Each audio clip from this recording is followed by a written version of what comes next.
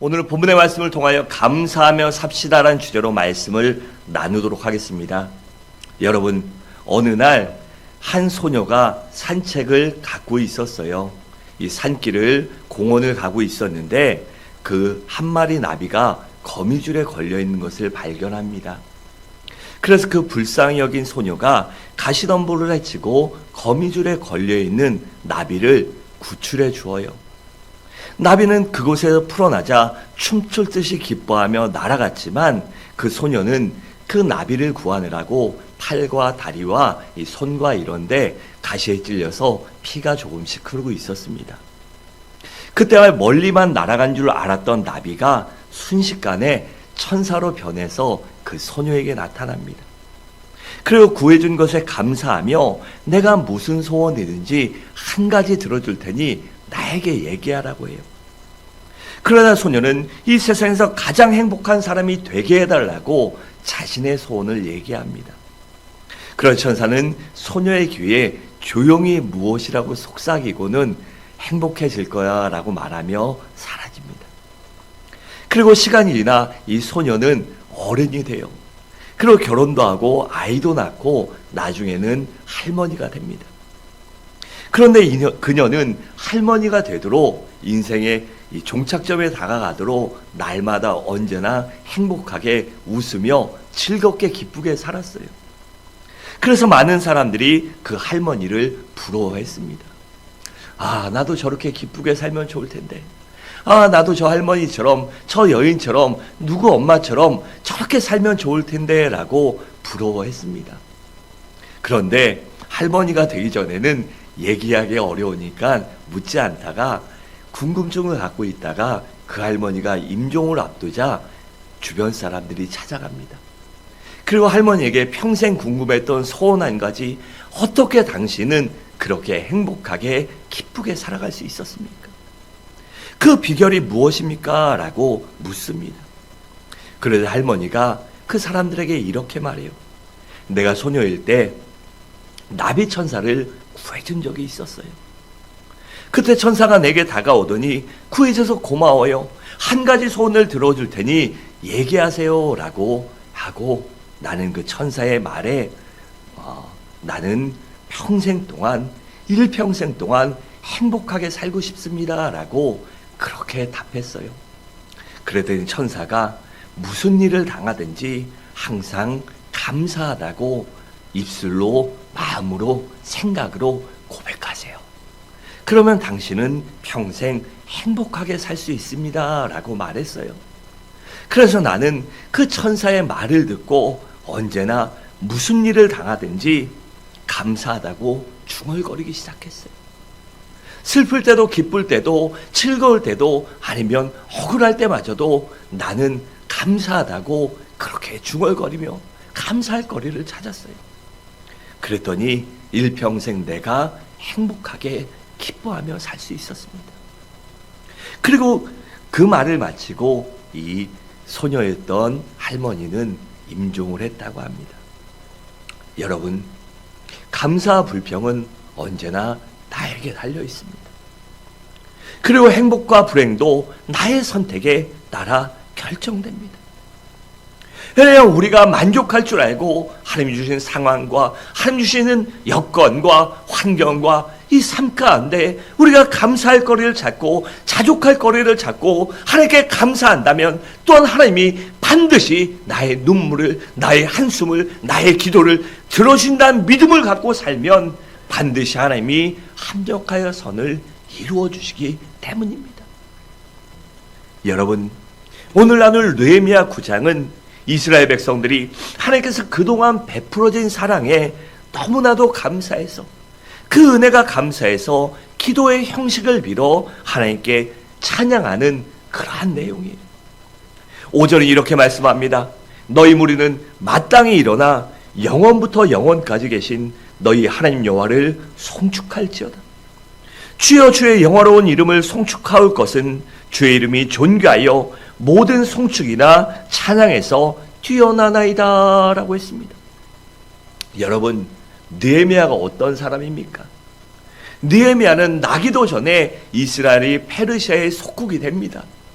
그래서 페르시아의 포로로 끌려간 포로 2세대, 3세대 사람이었어요. 그런데 그러한 사람이 하나님의 은혜로 페르시아의 아닥사스다 왕의 술 맡은 관원장이 됩니다.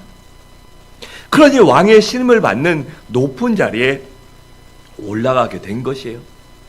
저는 바라건대 우리 모든 성도님들과 여러분들의 자녀와 자손들이 어디 가든 인정받고 신뢰받으며 사랑받는 사람이 되시길 바랍니다. 그래서 있는 곳에서 그 주변에서 귀하게 쓰임 받으시기를 주님의 이름으로 축원합니다. 여러분, 느헤미야는요, 비록 포로 출신이었지만 조국인 이스라엘을 너무나도 사랑했습니다. 조국에 가본 적도 없고 조국이 그에게 해준 거라곤 포로 출신이라는 딱지밖에 없음에도 불구하고 그는 조국과 자신의 민족을 너무나도 사랑했어요. 그러던 어느 날 이스라엘 수도인 예루살렘이 폐허가 되고 방치되어 잡초만 무성한 그러한 수풀이 되었다는 것을 듣고 너무나 가슴이 아파 대성통곡을 하며 옵니다. 그리고 울며 하나님께 천심으로 기도합니다. 하나님, 내가 내 조국 이스라엘에 가서 백성들을, 그리고 또한 그 폐허가 된 하나님의 성읍을 일으킬 수 있도록 하나님 은혜를 베풀어 주십시오라고 간절히 기도합니다. 그리고 왕에게 간청을 하자 왕이 그를 이스라엘의 총독으로 승격시켜서요 조국에 보내줍니다. 그런데 너무나 사랑했기 때문에, 그를 너무나 믿었기 때문에 옆에 두고 싶어서 완전히 가는 건 안 된다. 몇 년 동안만 갔다가 다시 돌아와야 된다. 그렇게 왕과 약속을 하고 조국에 돌아갑니다. 그리고 조국에 돌아온 느헤미야는 숱한 방해 공작을 물리치고 성벽을 재건해요. 그리고 백성들을 모아놓고 신앙 부흥의 운동을 일으킵니다. 그래서 많은 백성들이 큰 은혜를 받고 신앙이 회복되었어요. 그러자 역사상 가장 큰 이 초막절 절기를 지키게 됩니다. 그리고 또다시 모여 회개운동을 일으켰고 그동안 하나님께서 베풀으신 모든 사랑과 은혜를 감사하며 찬양과 영광을 올려드린 것, 바로 오늘 본문 느헤미야 9장의 내용입니다. 그렇다면 이스라엘 백성들은 하나님께 무엇을 감사하며 무엇을 찬양했을까요? 그러나 그들이 그 어려운 환경 속에서 하나님께 감사한 이유가 무엇이냐는 것입니다. 첫째로 자신들에게 생명을 주셨음을 감사했습니다. 우리 6절을 함께 읽겠습니다. 시작.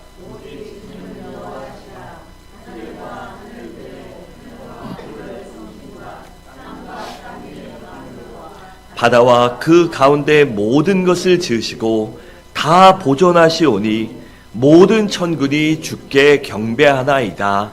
아멘. 그러니까 저들은 먼저 하나님께서 우주 만물을 창조하시고 다스리신다는 사실에 감사했습니다.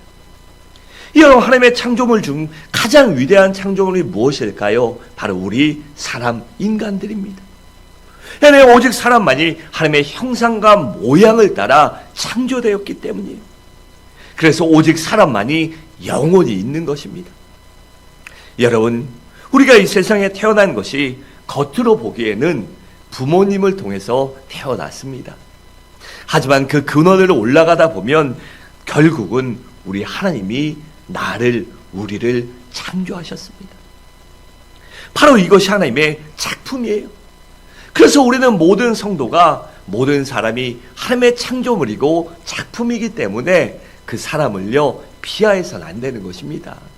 외모 가지고, 성품 가지고, 아니면 능력이나 실력 가지고, 머리 가지고 그 사람을 비하하거나 업신여기거나 그러면 안 돼요. 왜냐하면 모두 다 하나님의 창조물이기 때문입니다. 여러분, 한 생명이 어머니 뱃속에 잉태되고 자라나는 것이 얼마나 신비롭습니까? 사람이 그것을 하려고 많은 기술을 하고 많은 노력을 하지만요 똑같이 만들지 못합니다. 그리고 그 과정이 얼마나 지금도 밝혀지지 않은 것이 많이 있는지 모릅니다. 이 생명은 이 세상에서 생명처럼 그래서 신비한 것도 없고 또한 그래서 기적 중의 기적이 바로 한 생명이 태어나는 것입니다. 여러분들도 마찬가지잖아요. 저희도 어디 가족끼리 가면은요, 아이들하고 떨어져 있어도 재원이, 재영이가 제 아들인 거 다 압니다. 왜일까요? 닮았기 때문입니다. 여러분, 그 모든 것이 하나님의 역사이고 섭리입니다. 사람이 어떻게 생명을 그렇게 똑같이 만들 수 있겠습니까? 후천적으로 닮는 것도 있지만 선천적으로요, 좋은 거 나쁜 거 다 닮습니다. 기질도 닮고 성품도 닮고 머리도 닮고 안 좋은 유전 질환도 닮습니다. 그러니 그 모든 것이 하나님의 은혜입니다. 그뿐만이 아니에요. 하나님께서는 단순히 우리들에게 육체의 생명만을 주신 것이 아닙니다. 우리에게 영원한 생명까지도 허락하셨어요. 하나님께서는 나에게 영원한 생명을 주시려고 독생자 예수 그리스도를 십자가에서 죽게 하셨습니다. 그래서 주님의 목숨값을 지불하고 우리를 죄악과 마귀에서 해방시켜 주시고 영원한 생명을 주셨습니다. 그러니 우리가 어떻게 하나님께 감사하지 않을 수 있겠습니까? 그래서 요한일서 4장 10절은 이렇게 말씀합니다. 사랑은 여기 있으니 우리가 하나님을 사랑한 것이 아니요 하나님이 우리를 사랑하사 우리 나의 죄를 속하기 위하여 화목제물로 그 아들을 보내셨습니다 라고 있습니다. 이처럼 우리에게 육신의 생명도 주시고 영혼의 생명을 주셨기 때문에 그들도 감사했고 우리도 감사해야 하는 것입니다. 둘째로 저들은 택하여 주심을 감사했습니다. 우리 7절을 함께 읽겠습니다. 시작.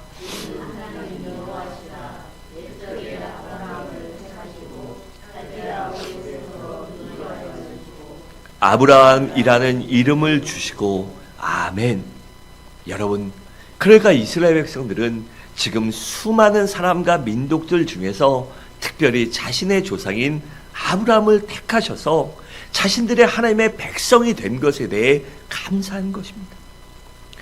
우리들도 마찬가지 아닙니까?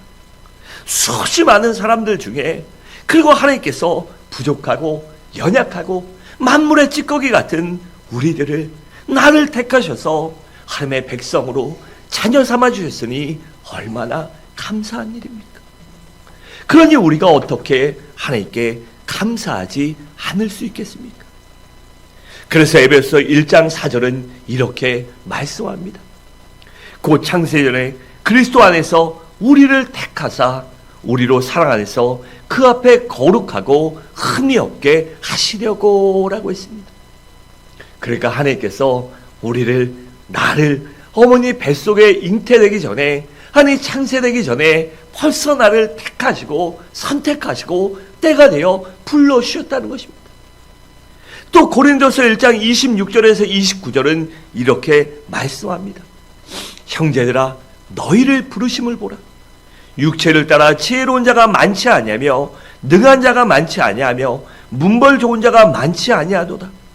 그러나 하나님께서 세상에 미련한 것들을 택하사 지혜 있는 자들을 부끄럽게 하려 하시고 세상에 약한 것들을 택하사 강한 것들을 부끄럽게 하려 하시며 하나님께서 세상에 천한 것들과 멸시받는 것들과 없는 것들을 택하사 있는 것들을 폐하려 하시나니 이는 아무 육체도 하나님 앞에서 자랑하지 못하게 하려 하심이라 라고 했습니다. 우리는 얼마나 연약합니까? 그리고 사람이 아무리 강건해도요, 건강해도 한순간입니다.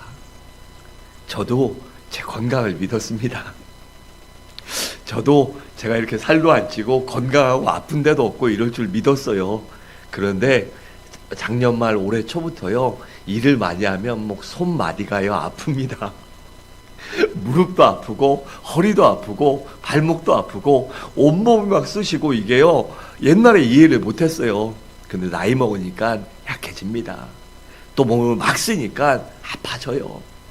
우리는 마찬가지 아닙니까? 육신도 그렇고 가정도 그렇고 건강도 그렇고 물질이나 지혜나 우리의 지위나 세상의 모든 것들이 여러분 얼마나 연약합니까? 그런데 이렇게 연약한 우리를 이렇게 미련하고 이렇게 부족한 우리를 하나님께서 택하유셨으니 이보다 더 귀한 은혜가 어디 있겠습니까? 그러니 어떻게 하나님께 감사하지 않을 수 있겠습니까? 셋째로, 저들은 하나님께서 그들을 애굽에서 해방시켜 주셨음을 감사했습니다. 우리 9절과 10절을 함께 읽겠습니다. 시작.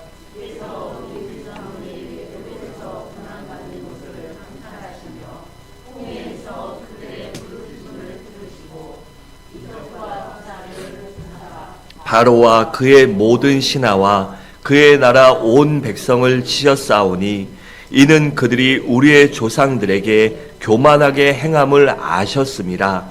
주께서 오늘과 같이 명예를 얻으셨나이다. 아멘. 여러분, 이스라엘 백성들이 어떻게 큰 민족이 됐습니까? 요셉이 애굽의 국무총리로 있을 때 그의 아버지 야곱과 온 가족 70여 명이 애굽으로 이주하잖아요. 그래서 그곳에서 약 400년이라는 시간이 흐르게 되고 그 시간 동안 하나님이 그들을 축복하시사 번성하여 큰 민족을 이루게 하십니다. 그래서 그들이 큰 민족이 되고 수가 너무 많아지니까 저들에게 두려움을 느낀 바로 왕이 저들을 노예로 만들고 학대하기 시작합니다. 그래서 그 학대와 억압에 너무나 가슴 아팠던 이스라엘 백성들이 하나님께 부르짖습니다. 그러자 하나님이 저들의 부르짖음을 들으시고 모세를 지도자로 세워 이스라엘 백성들을 해방시키려고 하셔요. 그런데 그때 애굽의 바로 왕이 이스라엘 백성들을 쉽게 놔주겠습니까? 노예처럼 부르고 있고 꽁으로 부리고 있는데 그 인력을요, 그 자원을 그냥 쉽게 포기하겠어요? 포기하지 않겠죠. 그래서 그들을 여러 가지로 압제하고 못 나가게 합니다. 그래서 하나님 그들에게 10가지 재앙을 내리시죠.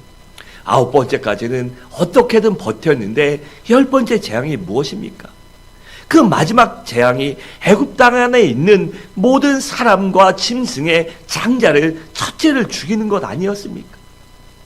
그런데 하나님 말씀에 순종해서 양의 피를 차운 문설주에 바른 이스라엘 가정은 장자가 죽지 않고 그 재앙이 죽음의 사자가 넘어갑니다. 이것을 가리켜 유월절이라고 부르죠. 이 유월절 사건으로 인해서 이스라엘 백성들이 애굽에서 극적으로 해방되어 출애굽하게 되었습니다. 그러니 어떻게 그 놀라우신 하나님의 은혜와 기적과 능력을 찬양하고 감사하지 않을 수 있겠습니까? 여러분, 세상을 보십시오. 독립한다는 게 쉬운 일입니까? 벗어난다는 게 쉬운 일입니까?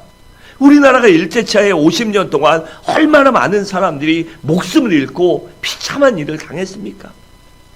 그런데 많은 사람이 독립운동을 했지만 우리나라가 독립된 게 우리나라의 힘만이 아닙니다. 다 강대국들의 힘의 논리에 의해서 된 거죠. 우리나라에 휴전선이 남아있는 것도 휴전선이죠. 그것이 전쟁 종전국가가 아니라 휴전하고 있는 국가로 남아있는 것도 전쟁을 쉬고 있는 것입니다.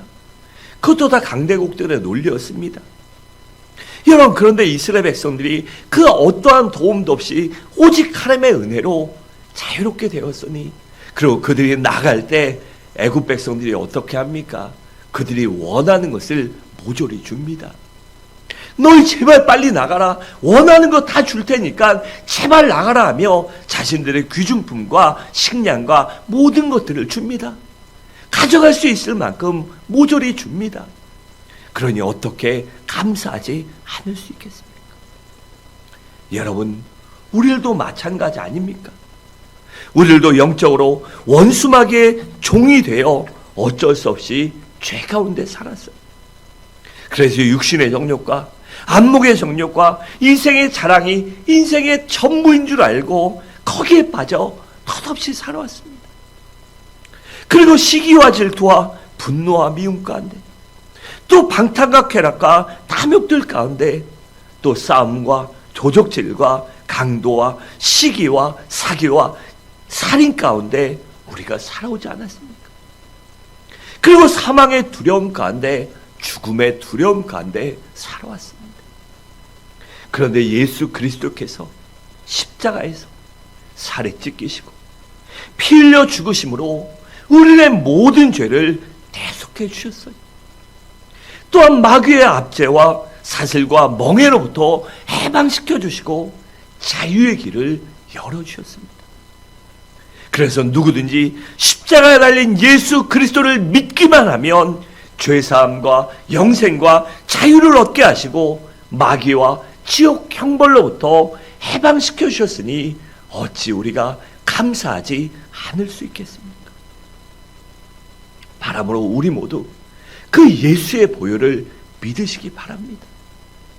날마다 예수의 보혈을 의지하여 이 세상에 있는 마귀의 계계와 유혹과 마귀의 모든 악한 것들을 예수의 이름으로, 예수의 피로, 십자가의 능력으로 이기시기 바랍니다. 마지막으로 저들은 광야에서 인도해 주심을 감사했습니다. 우리 12절에 함께 읽겠습니다. 시작.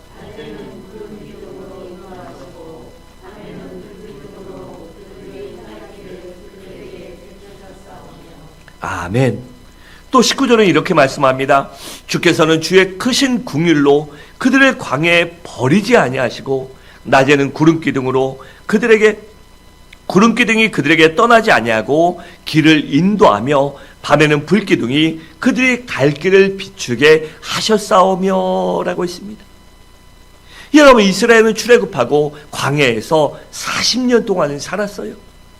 그때 하나님께서 낮에는 구름기둥으로 그들이 더위를 피할 수 있게 해주셨고 밤에는 불기둥으로 추위를 이기며 짐승으로부터 주변의 악한 환경으로부터 그들을 보호해 주시며 인도해 주셨습니다.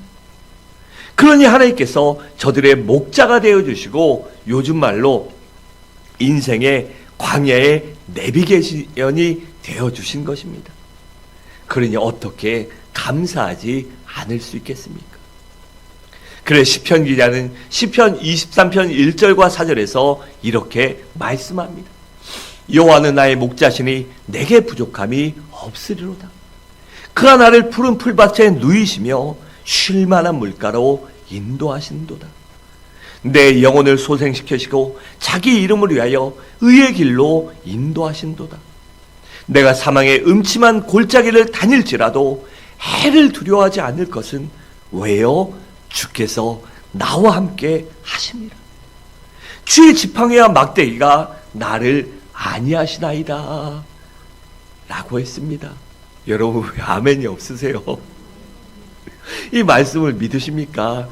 지금도 주님이요 지팡이와 막대기로 나를 인도해주시고 지켜주시고 보호해 주십니다. 낮에는 구름기둥으로 밤에는 불기둥으로 우리의 삶을, 우리의 인생을, 우리의 가정을, 내 자녀와 자손들을 지켜주시고 보호해 주십니다. 여러분, 그러니 우리가 어떻게 감사하지 않을 수 있겠습니까? 여러분, 우리가 예수 그리스도를 믿음으로 거듭나는 순간부터 하나님은 나의 아버지가 되어주시고 예수님은 우리의 목자가 되어주십니다. 그래서 우리의 앞길을 친히 인도해 주시고 지켜주시고 보호해 주십니다. 그 사실을 믿고 담대하게 살아가시기 바랍니다. 그 사실을 믿고 하나님께만 우리의 삶을 의탁하시기 바랍니다. 그런데 언제까지 우리 인생의 목자와 내비게이션이 되어주실까요? 바로 우리가 죽어 천국에 들어갈 때까지 우리의 삶을 인도해 주십니다. 만약에 주님께서 우리를 인도해 주지 않는다면 우리는 벌써 마귀의 종이 되어 마귀의 밥이 되어 다시 죄악된 세상으로 돌아갔을 것입니다. 또한 수없는 죄악 가운데 쓰러지고 넘어졌을 것입니다. 그런데 주님이 나와 함께 하셨기 때문에 성령님이 우리를 지켜주셨기 때문에 우리가 이 자리에 앉아있을 수 있으니 얼마나 감사한 일입니까? 그러니 어떻게 하나님을 찬양하지 않을 수 있겠습니까? 여러분, 우리가 주님을 끝까지 신뢰하고 의지하고 주님께 순종하면 주님께서는 결단코 우리들을 단 한순간도 버리시지 않습니다. 반드시 천국까지 책임져시며 인도해 주십니다. 그러므로 바라건대 미래에 대해, 앞날에 대해 조금 더 염려하거나 걱정하거나 두려워하거나 불안해하지 마시기 바랍니다. 오직 믿기만 하며 우리의 삶을 주님께, 하나님께 의탁하시기 바랍니다. 베드로전서 5장 7절은 이렇게 말씀합니다. 너희 염려를 다 주께 맡기라. 이는 그가 너희를 돌보심이라 라고 했습니다. 여러분 믿으십니까? 그러면 염려를 주님께 맡기시기 바랍니다. 또 잠언 3장 6절은 이렇게 말씀합니다. 너는 범사의 그를 인정하라. 그리하면 내 길을 지도하시리라. 여러분 우리의 길을, 인생을, 미래를 주님께 맡기시기 바랍니다. 또한 하나님이 나의 주인이심을 날마다 인정하고 고백하며 감사하시기 바랍니다. 그럼 반드시 하나님께서 우리의 삶을, 인생을 끝까지 인도하시고 합력하여 선을 이루어 주실 것입니다. 사랑하는 성도 여러분, 말씀을 마치도록 하겠습니다. 우리 모두 불평의 조건을 찾아 불평하기보다는 감사의 조건을 찾아 날마다 매 순간 감사하시기 바랍니다. 그러면 그만큼 행복된 삶이 보장될 것입니다. 그러므로 우리 모두 항상 하나님께서 나에게 생명을 주시고 택하여 주셨음을 인하여 감사하시기 바랍니다. 또한 우리들을 해방시켜 주시고 인도하여 주심을 감사함으로 말미암아 점점 더 큰 은혜를 누리며 점점 더 감사할 거리가 많아지는 복된 삶을 살아가는 우리 모든 성도님들 되시기를 주님의 이름으로 간절히 축원합니다.